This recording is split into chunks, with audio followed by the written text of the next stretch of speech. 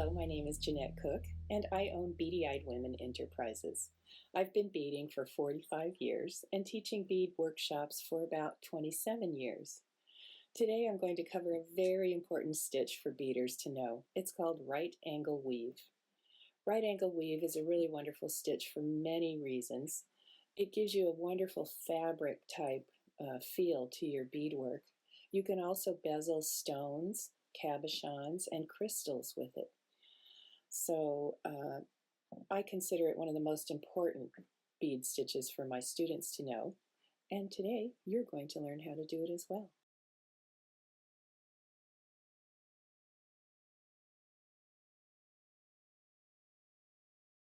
Let me show you a few of the pieces that I've made with right angle weave so you'll get an idea of what the stitch looks like once it's worked up.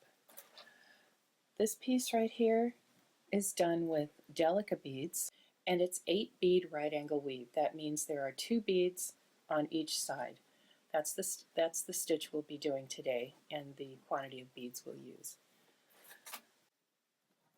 This is another piece done with right angle weave, but this one is 1 bead on each side, so it's 4 bead right angle weave, and it's done with all Swarovski crystals. It gives you quite a wonderful piece of glass fabric. Right angle weave can also be used to bezel stones or cabochons. This one is a spiral piece of glass that I've captured with right angle weave around the edges. In this piece, I've used 8 bead right angle weave using Delicas, and turning it over you'll see that I have embedded a Swarovski crystal into each square of the right angle weave, as well as captured a crystal, square crystal, and made a button by capturing a crystal with right angle weave. So this is quite a handy stitch to have. One of my other favorite things is to capture crystals and then link them together, and these are all captured with right angle weave. And then the neck chain is made by simply using 1 row of right angle weave. It makes quite a nice chain. Let's get started with right angle weave.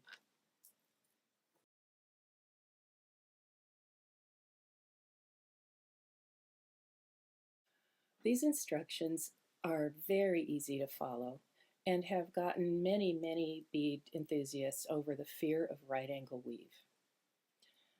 We'll start the demonstration by discussing some of the materials you'll be needing.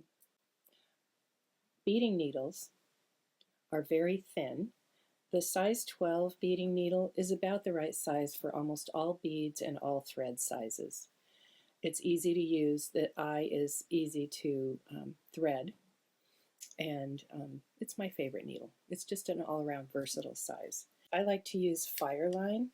This is actually a fishing line, but it's very strong. It's hard to cut it with crystals, but it's nice and thin. You can thread it through your needle and use it doubled for a nice stiff texture in your beadwork. FireLine is rather hard on your good scissors, so they make special scissors specifically for cutting FireLine. I love these scissors. They're called Xuron, Xuron, and they do not dull as you're cutting your FireLine. This wax is a synthetic beeswax, and it's very good for conditioning your thread. You run the thread over the surface of the wax with your thumb on top of the thread. This helps prevent tangles. My other favorite tool is a bead scoop. This is called Scoop Ease, and I love it for picking the beads up off your work surface and putting them away. So let's get started with our right angle weave. I'm using size 4mm cubes or squares. These are really easy to learn with. You can see your thread path, the holes are nice and big, and it just is a great teaching tool for any stitch.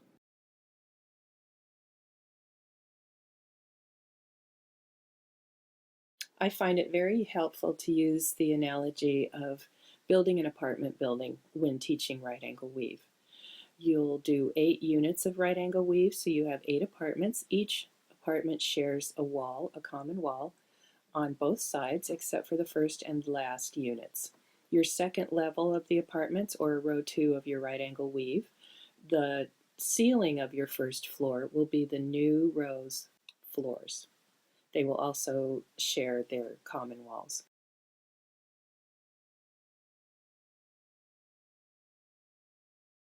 So let's get started. I'm going to put on a keeper bead. A keeper bead is a different color bead than what you're using, and that will hold your working beads on the thread as you load them on. Beads have a tendency to slip off the thread as you work. So I put a bead on, I'm passing back through it again, and that ties a little loop around your bead. Now I can load on the 8 beads. 1, 2, 3, 4, 5, 6, 7, 8. I'm going to push all those beads down the thread and up against the keeper bead. That keeper bead, as you can see, prevents them from falling off. Now I'm going to run my needle up through all 8 beads, holding on to the last bead your needle has gone through. That keeps all the beads in place as you pull the thread tight. Okay, so now you've got kind of a loosely done circle of beads. We want this to look square, but being beads, they never look perfectly square. I can take off the keeper bead easily now since we're done with it. And I'm going to tie my needle thread and my tail threads together. This will keep your work nice and snug. I'm tying 2 half-hitch knots. Okay, so I like to arrange the beads into their pattern of 2 beads on each side, so you have a square. Bring your needle through 2 beads just so you can get your needle away from the knot.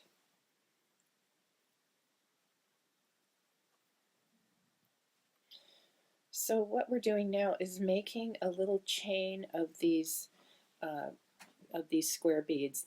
You're sharing the common wall, don't forget, sharing a wall. So counting the 2 beads that you've already gone through, you're going to add only 6 this time. A ceiling, another wall, and the floor. 2 beads for each. Then you're going to come around and go back up through the 2 beads that you passed through before to get away from the knot. Never go back in the same way your needle came out. You're coming all the way around and back into the beads from the bottom again. Pull tight. Arrange your beads. Now you'll want to have your needle coming back out of the 2 beads on the other end, 2 wall beads. So you're going to run your needle through 4 beads. 1, 2, 3, 4. So you'll begin to notice that every time you pass through to the wall beads, one time your needle and thread will be coming up out of the beads. Your next unit, the needle and thread will be coming down out of the beads. They'll go back up out of the beads on your next pass.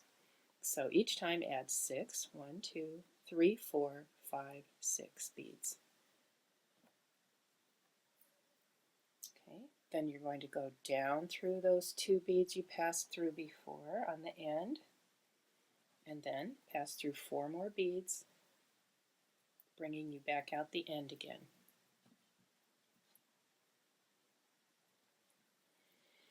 Continue this until you have 8 units. Right now there are 3 units, and you can count the holes.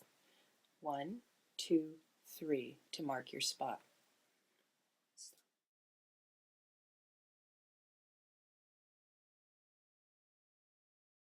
Once you have all 8 units of your right angle weave completed, or the first row of your apartments, you'll need to get your thread through the 2 top edge beads.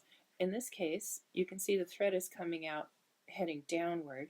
All we have to do is flip the beadwork over, needle into the 2 top beads of this unit, the last unit you've put on, Above that will be the first unit of your next row of right angle weave, or the first apartment. Once again, we're only adding 6 beads because, as you see, the ceiling from this apartment or unit is going to be the new floor. So you begin a row by adding 6 beads. I like to push the beads down on the needle and thread so they're touching the beads you're going to be going through. So get that set up and then pass through the 2 beads on the top of the end unit of row 1. And now every time you take a stitch through 2 beads, you're going to be making a right angle with your thread. So if I went straight across to the 2 beads lined up with my previous 2, that would not be correct. You would be going straight. You're going to want your thread to turn upward this time. So you will needle into the 2 beads, which are the wall, the left wall of this first apartment on the second floor. Okay, so you're coming out those 2 beads.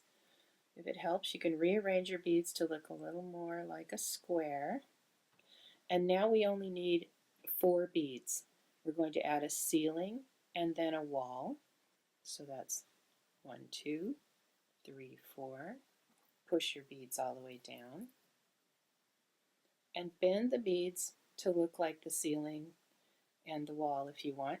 You're going to needle back toward the end of the beadwork that you just added a unit to, and pass through 2 beads.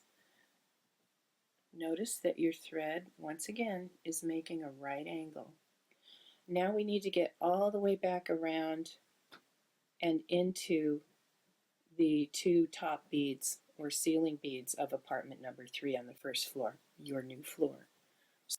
We are now ready to add our 3rd unit of this on the second floor of the building, or second row of right angle weave. So I have added 4 beads, and I'm positioning them so that they are creating the wall and the ceiling, and I'm going at a right angle down through the 2 wall beads of unit number 2, right angle again into the floor, right angle again, up and out of the wall of unit number 3, which we're just now finishing.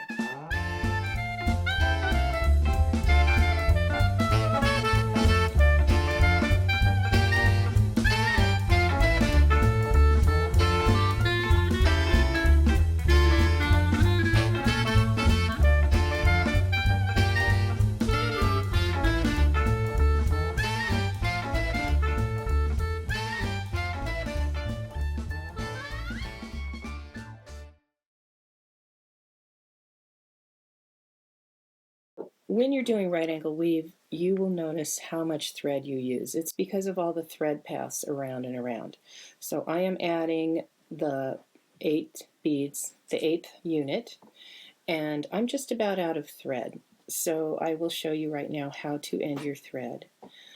We are going to stitch under the thread of the existing, between 2 beads of your existing stitches, making a small loop, then pass your needle through that loop, tying a half hitch around that thread.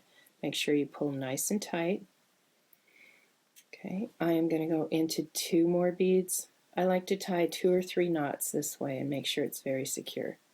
I'm going into 2 more beads with the needle, come out once again, catch the thread between 2 beads, the bead you're coming out of and the very next bead, little half hitch through that loop, pull tight, and now I'm just going to run the thread down through 4 beads in order to hide my thread. So I'm going to cut the thread at this point right up against the bead, and you can finish your work this way or end your thread and get ready to start a new thread.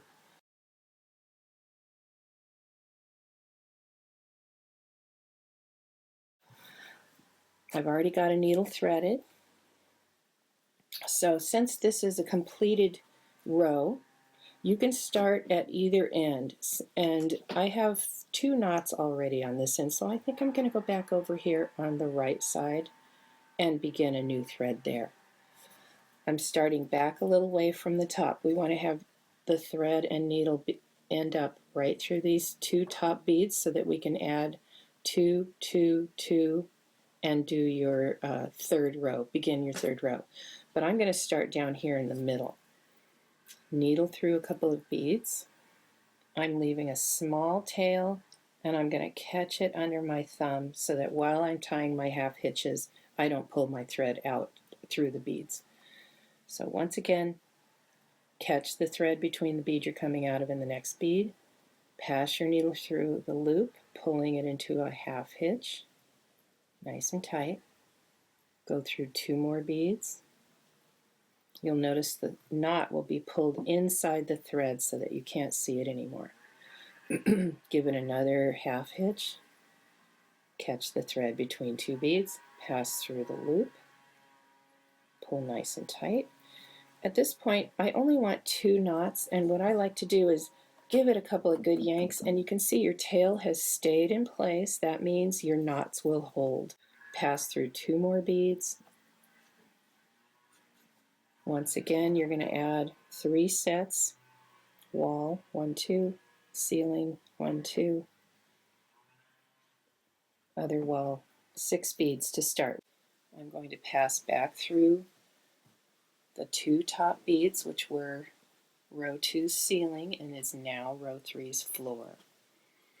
Once again, your beads are pulled tight as you go through, and then needle at a right angle up through the 2 beads, and you are ready once again, and you will just repeat your apartment building technique from the last row from here on.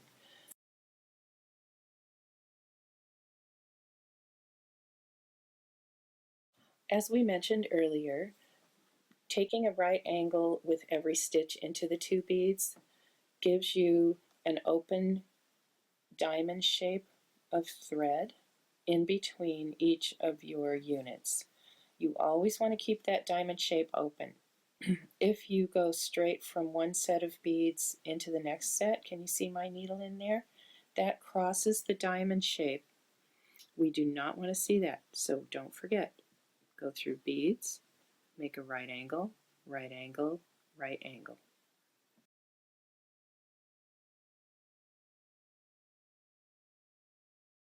Once you feel very comfortable learning right angle weave with 8 beads, try it with 4 beads. Continue using your cubes, but now put on 4 beads each time and then 3.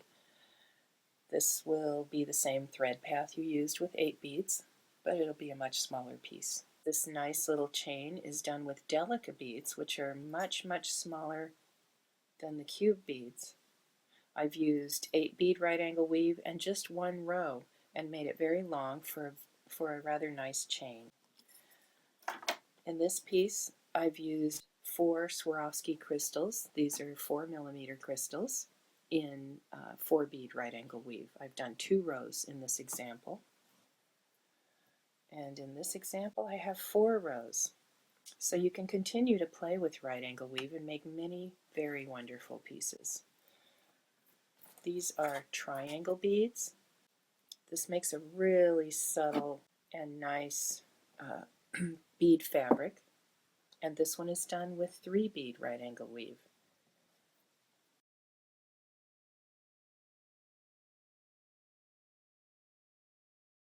Thank you so much for watching this right angle weave demonstration today. I hope this clears up any notions that right angle weave is difficult. All it takes is a little bit of practice, and you can make many, many projects that are available today using right angle weave once you learn this stitch. I also have some of these projects as well as this tutorial in written form on my website, beadyeyedwomen.com. Many of the projects on my website use right angle weave, and there are so many wonderful things you can do with it. I hope you'll feel free to peruse my website and find something lovely to make for yourself.